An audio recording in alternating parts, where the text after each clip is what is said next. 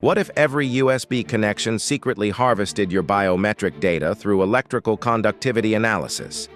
Your skin's microelectrical changes reveal everything: heart rate, stress levels, even neural activity patterns. Every time you plug in a device, it reads your emotional state instantly. Computers would know your mood before you typed a single word. Advertisements would shift based on your anxiety levels in real time.